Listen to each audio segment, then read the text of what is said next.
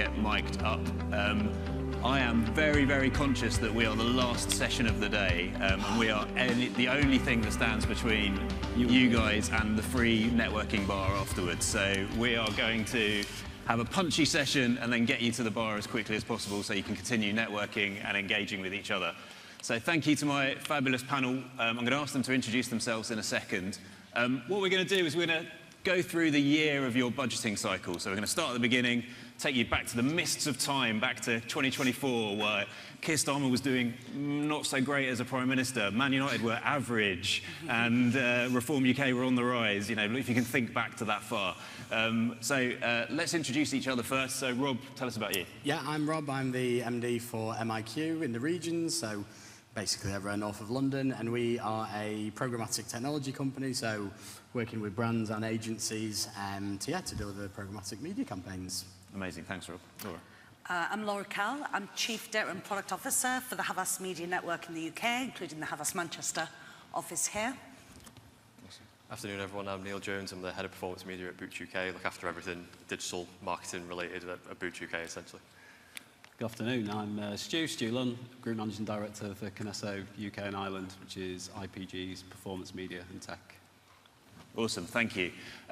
So I'm conscious that I'm the only non-northerner on this panel, so my aim is to talk as little as possible and let you guys talk. So let's go back to the start of the budgeting year. We're facing the CFO, or our client's facing the CFO, you know, kind of, what's the one, to try and secure our marketing budget, what's the one metric that we're going to lead on to try and make sure that the CFO of our client or our agency really sees marketing as an investment rather than a cost? And what potentially are the metrics we're not going to talk so much about in that argument? Rob, do you want to kick us off from your perspective? Yeah, at MIQ we tend to offer every metric. So we sit across the whole programmatic ecosystem, so that by default means we can, tend to offer most metrics. But we were chatting before, and Neil was mentioning that when he chats to his, I don't want to steal your line, but not to necessarily lead with, media KPI, particularly when it's to, finance. So, I think what we chatted about a little bit, and what I think is that, moving away from media KPIs and focusing on what a particular channel or what your media mix is going to deliver at the end of the day always makes the most sense. And so, however that translates when you're chatting to a CFO or anyone in charge of budget, whether it's EBIT or whatever they're looking at, is what I would lead with. Cool. Well, I think it's a great question as well, to think that at the start of the year, the priority needs to be on saying, do we have enough investment in order to achieve the target, whatever it might be? I guess for an agency like Havas, we'd be asked that question at the annual planning point.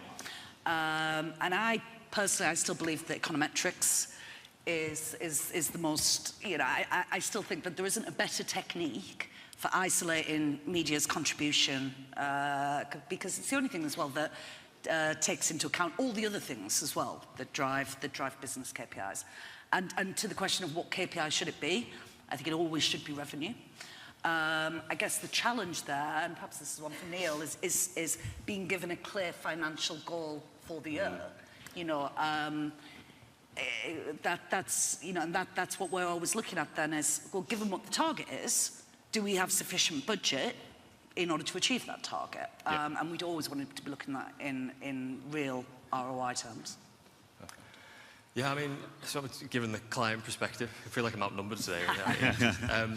So I think the most important metric really is the one that's most important to the business. So I'm going to give you a bit of a look under the hood in terms of Boots UK. So I've been there now for almost, now actually this week weirdly is my anniversary, 3 years. So 2.5 years, 2.5 of those years really have been spent driving towards top line revenue and hitting that top line revenue target. Over the last 6 months, really, we've kind of pivoted a little bit more to talk about profit. Okay. And that really is because the business has just been sold. So many of you may have seen that in the news. We were sold by, basically broke away from the Walgreens group, have been bought by private equity. Naturally, they purchased the company on EBITDA. They'll buy it on one kind of EBITDA operating kind of profit, sell it on another one, make a profit gain there. The moment that kind of happened, I pivoted the team towards looking at more of those kind of like deeper financial metrics really. And I think in the team, there's, especially in media in general, but definitely in our kind of in-house team, maybe there was a little bit of lack of that financial kind of acumen. So we had to do a little bit of kind of education there to kind of make sure that we can speak the same language, so we can talk about omni value, online value, incrementality and all of that kind of stuff, but also understand what our kind of OPEX is as a team, how much we're paying the team in terms of salaries, tools, office costs. We've just opened an office in Manchester.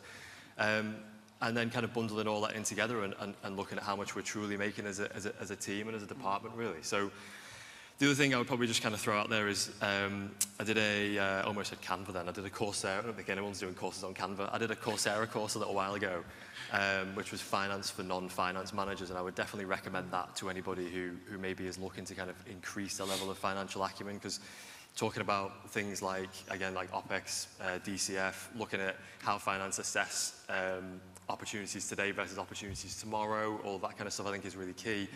But I think the most least important one, as you mentioned, I think is anything to do with media. I think the CFO doesn't really tend to kind of identify with those kind of media metrics like impressions and clicks and CTR and conversion rate.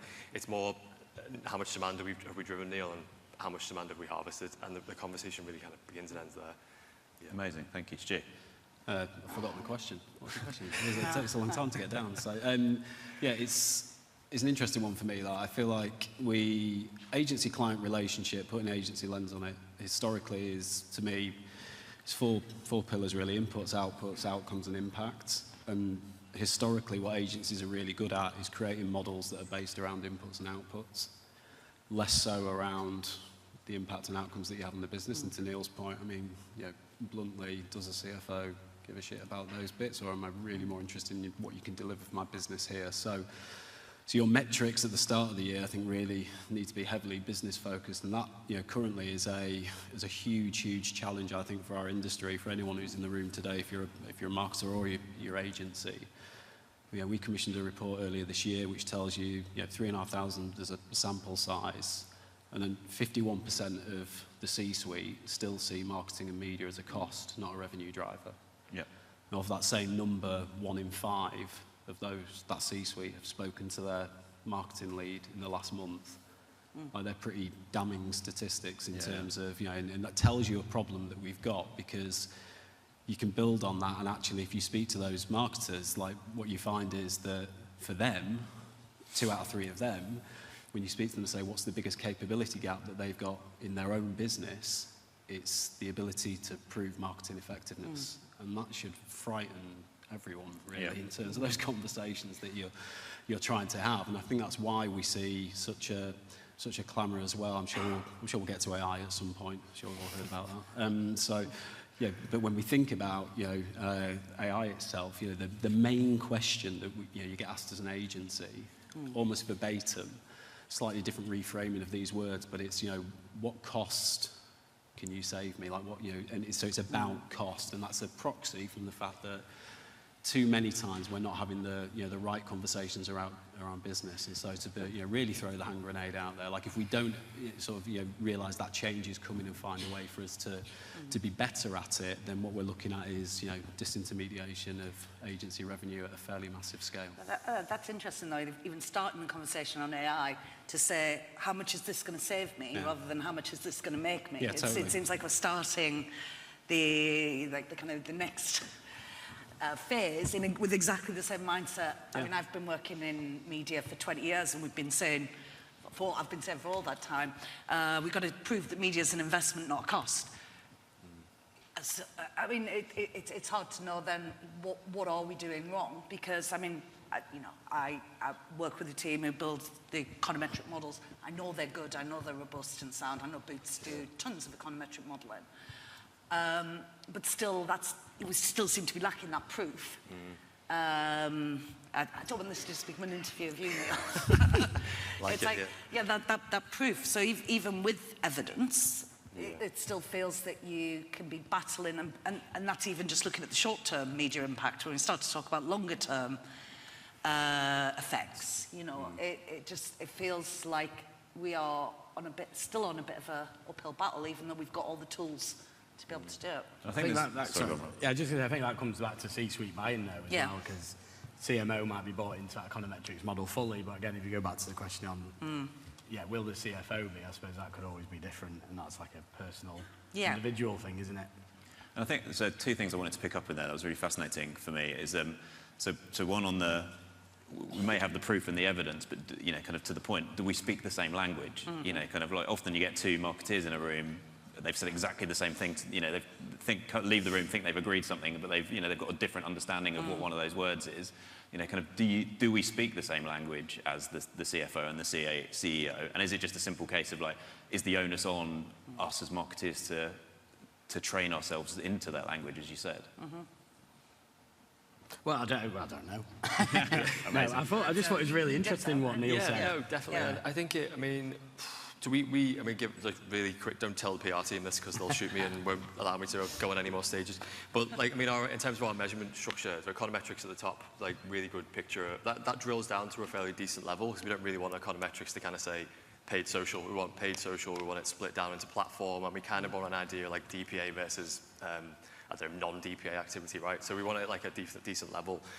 Then underneath that, we work with a company called Measured.com. They do our kind of geo-lift incrementality testing, fantastic company based in the US. And then under that, we do a lot of kind of live ramp CLS testing. So with those three kind of tiers, like super robust, like so they tend to line up. So when we've got three different partners saying the same thing, it tends to kind of like build that kind of that confidence and that faith. But I say that recently over the last month, we had a bit of a deep dive into the Omni kind of picture, and it came out that the ROI for the online, again, if our head of measurement was in this room, probably be like, Neil, please stop.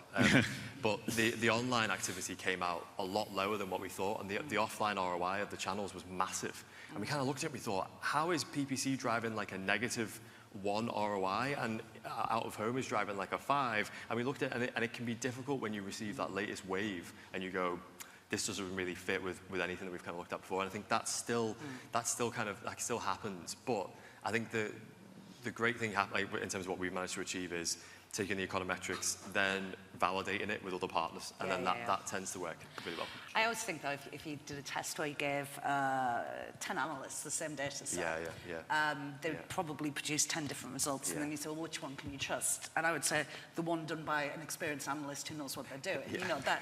And I think that that's quite risky as well when you start to look at the promise now of real-time automated econometrics and analysis that you know can't be right. Because for that same challenge of like 10 people, 10, you know, there's the one that's right is the one that's run by someone who's experienced and understands, you know, how to read things. And I guess the challenge for us is to make sure that's the one that the CFO sees, right? Yeah. The you know, kind of the analysis they get is the one that comes through the marketing team that you have faith in and you have trust in, that's come from the supplier, that's come from the agency that you've got a good relationship with. Yeah, and I guess that there's another challenge, though. It's just because you can measure what happened in the past doesn't mean you can predict what's going to happen in the future, right? And I think that's one of the things that can pull it down sometimes. If you think you're predicting what's going to happen next, well, you can't, you know? It's not with the modern techniques. Do you think that would be, I mean, we've not done it yet, so we've not made any progress here in terms of weaving AI into our econometrics, but I do feel like that's the next step that I would want it to take, is that kind of like predict, which would be fantastic. And one other thing I just wanted to pick up on in there is you know, kind of we pressed the AI alarm pretty early doors. Well done, Stu. No, it's great. I think the thing you touched on, and it's something that we've talked about a lot in the Media Leader, is what's the exam question we're trying to answer with AI? You know, you touched on it a little bit. Like, are we just stripping out cost, or are we trying to create more by using AI? Like, you know, kind of what are you seeing from clients and from within your businesses, Rob? Oh, that's a big question. Yeah, you know, again, there's plenty of MIQs here, but hopefully our corporate message, I'll get it as right as I can. But, you know, we're using AI to make everything better, you know, to give people more time, to make cost savings, but not in terms of people, to allow us to spend more time with our clients, to spend more time focusing on, you know, innovation. And so, yeah, AI, it will inevitably lead to cost savings, but that is definitely not why we've implemented it and gone kind of all in with our latest platform, Sigma. Yeah, that's 100% not been for cost reasons. That's just been to improve everything that we do. And Stu, what about for you from an agency perspective? What are clients saying to you about that? Yeah, it's a really interesting one, right? I think most of most of the things we celebrate in agency land at the minute around AI, if everyone was honest with themselves, are really just efficiency around things that already exist. Probably in the majority of times constructs and operational things that actually are no longer fit for purpose, and there's not much use. Saying to Neil before I had this conversation with an American colleague, I was trying to use the analogy of a boy racer, which didn't translate well because they couldn't figure out what a boy racer was. But if you imagine, like, if I took like the first car that I had being like a 1.4 litre car, and you can put a body kit on it, and that's great, and it might look a lot better, and it might look like something else, but you've still got all the capacity constraints of it being like a 1.4 litre car, right? So it's interesting at the minute that actually feels to me. And this is client-led, and even if we're honest, I think inwardly looking from an agency side, too often what we're doing is we're talking about building a cheaper car rather than a better one. And that's really what we should be doing in terms of AI, right? Like an AI itself, and again, something Neil and I were talking about, he might be able to give us a working example of this, but to me personally, put you on the spot. But thinking about, AI itself should probably work best when you have, complete clarity, like not Frankenstack stuff, right? What you should have is complete clarity into your financial data, your customer data, operationally, right? And then when you layer AI on top of it, what you should then get is the upside that we should be able to get from AI. But too often what we're doing is we're basically saying, we're doing that, right? But actually when you get under the hood of it, I've got 3, 4, 5 different things to give me the one single solution I was looking for. Then I layer AI on top of it, and I'm surprised that the signals it gives me seem a bit funky, should we say? Like, so I still think it's something that's, we've seen it loads of times in our industry, right? Something new comes into our industry, and we're really good at clamoring to say we're all brilliant at it, right? There's a study, I think, from Marketing Week, which tells you that I think 40% of there's about 3,000 again, and 40% of the agencies I think they've spoken to, or the marketers they've spoken to, said that they have over-indexed and over-egged their capabilities in terms of AI, and that's a bit of a danger as well, right? I think we're really well positioned. There's probably nobody better positioned in terms of scale, like to say how you go make the best of it. What we've got to do is make sure we do that in the right way, rather than just get a quick answer to it. I think it's because of all we know that the budgets, the marketing budget, the CMO's budget isn't going up that much, right? Yeah, but the expectation is that AI will be able to kind of deliver a lot of efficiency and solve a lot of the challenges, and perhaps even with the reduced headcount. It comes back again to are we being given enough money to do what it is that we need to do? Yep. I also think it's interesting that, investment in MarTech in businesses is shooting up, but yet the media budgets, or the marketing budgets are staying flat, which kind of implies that the investment has been made outside of marketing. Even though it has probably the ability to impact marketing more than any other of the disciplines, I can only imagine by looking at the numbers that the budget isn't coming into marketing, which then means that in terms of delivering the effectiveness, improving the effectiveness, delivering things like predictive models, the CMO in a business, I imagine now has to interact with many more people, the chief, head of IT as well, so that you can. Because it doesn't seem like these projects are necessarily being managed by the marketing team. I don't know if that would be fair or. Yeah, I think so. I mean, it can be tough, I think, being a client sometimes. Like a therapy session. Please charge me. Or an interrogation. Room full of agency people that may be not feeling the same. That's the biggest laugh on the stage today. I'll do a quick rundown. So we had a session with IBM about 2 weeks ago. I haven't heard of IBM for a very long time. I don't know about you, but they were kind of rolling some stuff out. Like, you heard of Watson? I was like, like 20 years ago. Jeopardy. I don't know where that's been. But so they had a session. AWS, another one that I'm kind of trying to get into the organisation. They're kind of making their way in through the data analytics team. We've got me, who's trying to implement some stuff with an agency called Jellyfish, who we work with, our main kind of digital consultancy. They've got a bunch of different tools, which I won't sell them to everybody on their behalf, but there's probably about, I'm trying to think if there's any others, and you've got SS Mediacom, who are our media agency, who are bringing in WPP Open. So you've got probably about 3 or 4 different conversations going on at the same time. Equally, I'm looking at it from the inside, and I'm kind of going, I don't want to lose the arms race I don't want to lose it to the CRM team. And they pitched something internally the other day. They were kind of like, oh, you know, this is really great. It was actually IBM Watson. They pitched something internally, and that was kind of on the session. I was like, oh, come on, I've got to launch this stuff. So back in April, I went to the business and kind of said, listen, like, I'm going to make a synergy, cost synergy. I'm going to kind of, obviously we've got a number of different parts of the business. I won't tell you where I pull this cost from. But I made a bit of a cost saving, used the money to fund the recruitment of a tech and AI team. So I brought a tech and AI team into the media team. And their responsibility essentially is going to be look at the tech ecosystem. So look at things like Feednomics, AppsFlyer, all the different tech partners that we use, optimize that landscape for now and for the future, and then start implementing these AI solutions which are practical and we're actually going to see value from. And the last thing that I kind of got told is I got sign off at this people forum, which is notoriously hard to get sign off for, says the person who's grown the team from 5 to 30 odd people over the last 3 years, was I want to see value from them in the first 6 months, because they're not performance media people who do PPC, where the value is really easy for the business to get on board with. They're people who are more like project-based, who need to scope and define that journey first and then drive the value, and it's not really like super easy to really kind of showcase value straight away. So I know that there is there's a clock there's a timer that is counting down to, at some point the MD is going to say to me, where's that team? And if I don't come back with a definitive, this is what I said I was going to do and this is what I'm going to do, they'll lose confidence in me, and then naturally we talk about CFO and the importance of the CFO. There's a confidence loss, and it's going to be harder for me to get things done in the future, like implement more AI solutions. It's just a little bit of taste of my life there, guys. Right, and I think it's a really good. Talking about ticking clocks, ticking clocks. Indeed, other platforms are available. That conversation is a really good example of like how chaotic and how prioritizing when you're a marketer and you're kind of an agency is really, really hard. So, kind of, we've got our budget signed off. We're at the end of Q1, and the CFO is saying to us, "Okay, great. Where are the short-term sales? Kind of like you sold me the brand performance dream. Yeah, I understand brand. I really like it. It's great. Yeah, kind of. But by the way, where are the short-term sales? Like, what do you do at that stage?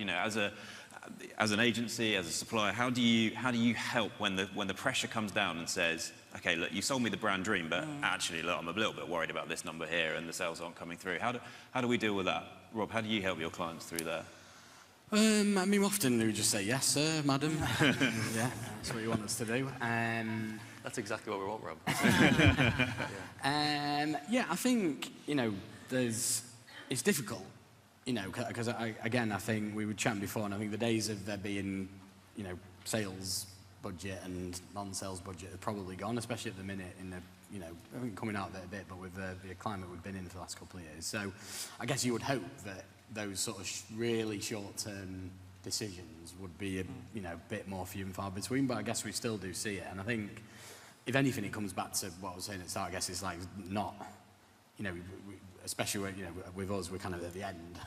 Same before, we just get told what to do a lot of the time, and we obviously we input and do what we can. But I think it's really important that and again, touching on some of the things around econometrics and all that sort of stuff, is that when that campaign started, with everything else that will have been in the mix, that the impact on sales, on the bottom line, or whatever it is, was already being considered.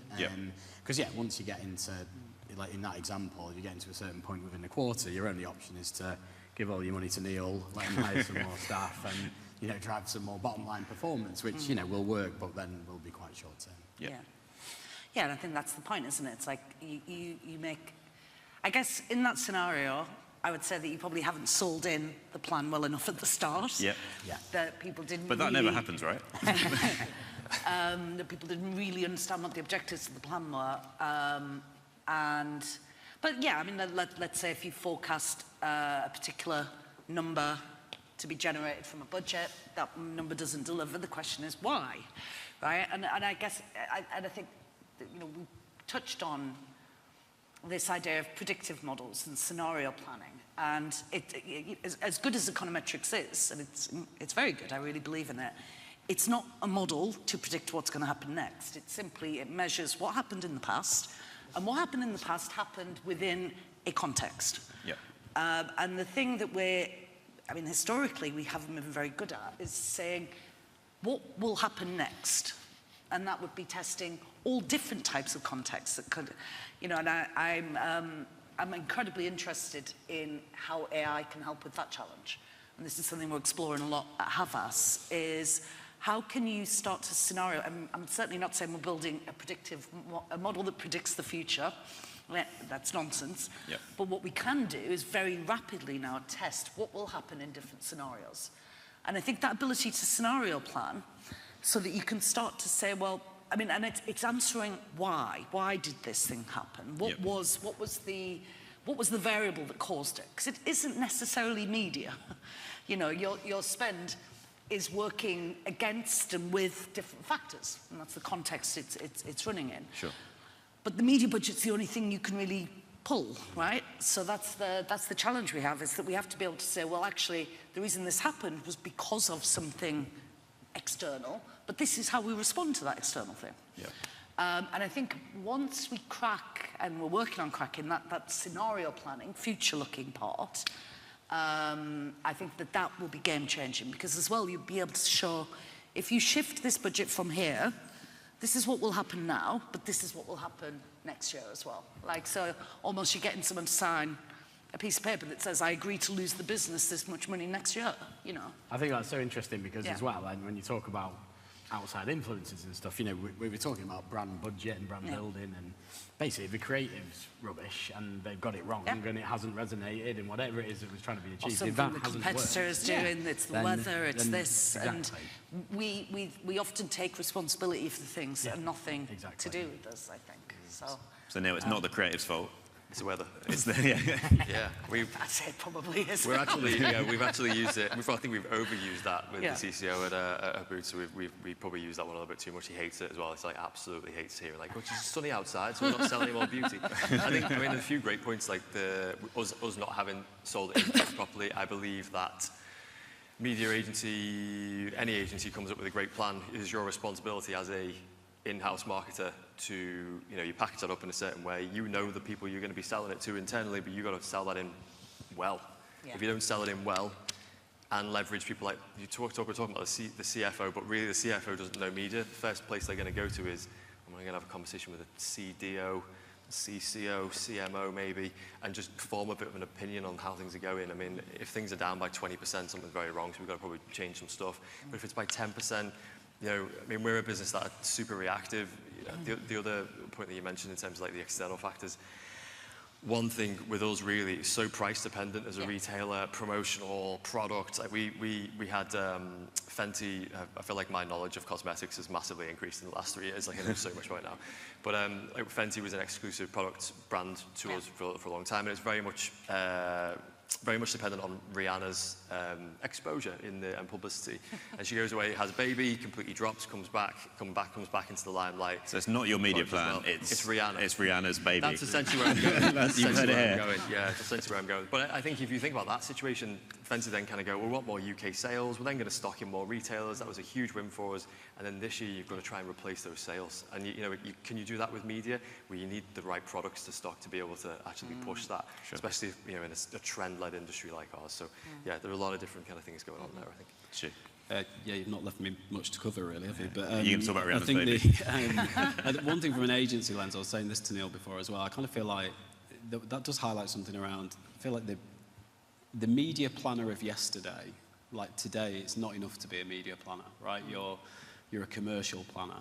So using that example you just spoke about there, like if sales were down, like the expectation, I think increasingly, like certainly from my side, thinking about our own business, would be that we have people within our business who are smart enough to think about, okay, why has that happened, and how do I now interact with distribution, right, as an example, to think about, is that actually because sales are down in a particular region because the product isn't even on the shelf?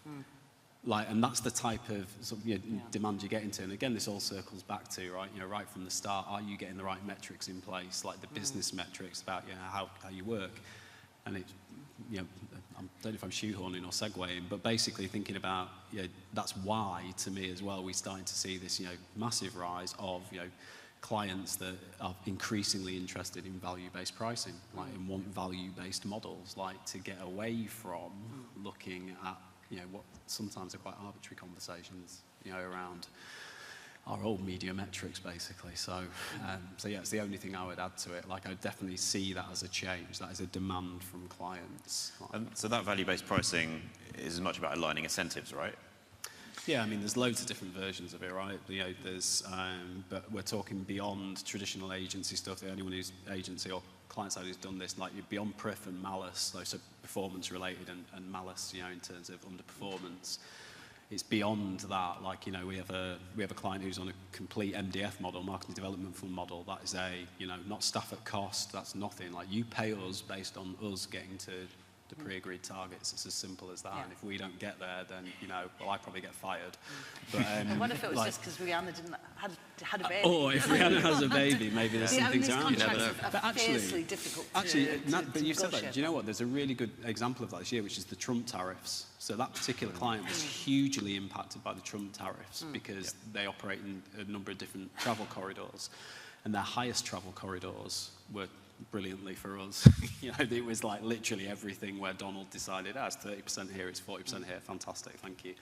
And it really impacted people in terms of how, you know, how they travel. But that's the model we work to, right? So we succeed together or we suffer together. Like, it's, but clients are, you know, expect that more, you know, more and more. And I think, you know, we're going to have to sort of make peace with that, because otherwise, like I say, the only place we end up otherwise is like technology will completely disintermediate like what that relationship looks like traditionally.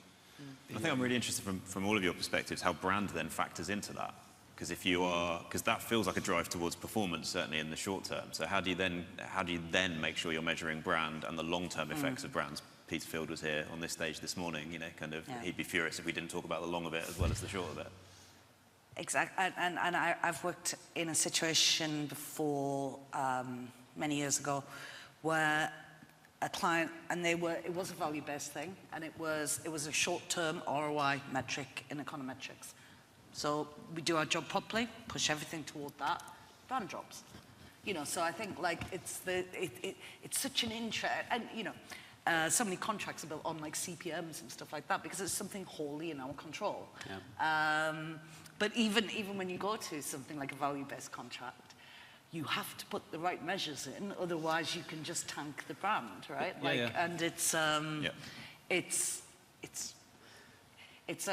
it's a brilliant topic to think about, but it's a very tricky one to write down in a contract, I think. No, it is, and look, honestly, like there's certain, that stat I gave you at the start, I don't think like, you know, you can go to value-based pricing and suddenly the 50% of people who go, oh, you're just a cost, suddenly turn into advocates and go, wow, media and marketing. Like, who knew? So I don't think it's that at all, but, and it's, yeah, you're right. Like if you looked at the obvious thing, commerce and retail, right? And then if you clustered that out to more directly, you know, e-commerce and fintech, finance generally, anything that's subscription-based, basically anything that's got closed loop in terms of like how it's set up. Invariably, what that means is, well, you've got closed loop for a start, which usually means you've got CRM integration, which usually means you tend to have like more advanced attribution model that's in place. So value-based conversations by proxy become easier to have with certain types of clients, absolutely right, and you're 100% right. And then obviously, you know, I mean, real elephant in the room, margin, you know, massive shock. Like if you've got a client, whatever they do, and their margin means that, you know, incremental sales opens that door pretty easily because they've got big margin. Like, do you know what I mean? I don't know how you'd, you know, taking it to Sports Direct to somebody, I don't know, I think has you know, quite aggressive margin, I think. You know, that's obviously not a thing. So you're right, there are challenges to it, but you know, there's going to be more demand for it. And like, Neil and I've talked about that before as well. I think that might be part of that solution-wise might be taking a leaf from management consultancies. Having done a management consultancy McKinsey side before, like, you know, the idea of maybe squads. You know, like, you know, I want to achieve X, well, that's this squad that does that. It's data and analytics led in terms of your challenge, it's audience led, so this is the squad that goes and does that, and there's a certain retainer fee for that, and if we deliver X, we get this, and if we deliver Y, we get this. And I can see more of that, I think, coming into the industry. Straw poll of one, though. Brand squads coming to you soon. Yeah. So we're pushed for time, and we've kind of, you know, we've gone through our year, we're reporting back to the board. How do we feel like we've done a good job? Like, what's the number? What's the, you know, kind of maybe outside of the metrics, but metrics? What's the thing that you've hit your KPIs? How else do we feel like we've kept our promises to the boardroom? Yeah, I was thinking about this actually. So, because most of our customers are agencies, it actually does boil down to how much money they spent with us. Yep. Which is a bit, it's not as glamorous or interesting as it could be, it's why we're here. it's ultimately how much of their clients' money have they entrusted with us to deliver outcomes on their behalf. So yeah, for us it's pretty much that simple. Yeah, I mean, I would say in terms of the measures that we'd be looking at, we'd be looking to see, we tend to run on many clients' econometrics every year. We'd be looking to see if that number goes up. But I suppose from a broader sense, from my team, we'd be looking to see, the projects that we started, like innovation and things like that, that they've been delivered, that they're starting to deliver results, as you said, that the new ideas that we're testing. Because I think that there's the ROI mindset can push you to just kind of optimising down, and you don't try anything new. We'd also want to be seeing that some of the innovation that we've pushed as well it won't all work, but that we've tried, we've delivered, and that we've had success in some places. Yeah, I'd say, same, like econometric growth, revenue growth, saying something that you're going to do at the beginning of the year and actually delivering it, that forecast, or over-delivering it. Last thing I would just quickly say, because I see the time, I want to give Stu some time, but like really quickly, I would just say, if you do succeed, if you do well, you shouldn't do that just on your own. Like, hey, yeah, internal client team did a fantastic job. You should really PR the agency internally, the suppliers, the partners that you work with. And you know what you should do, Neil? You should enter the Media Leader Awards, which close next Nice week. plug. Yeah, the best place to champion your work, whether you're a brand, an agency, a tech supplier. Love it. Sorry, Stuart. That's all right. Thanks. Not Seamless. not much to add. Two things, I suppose. So all those things, completely valid.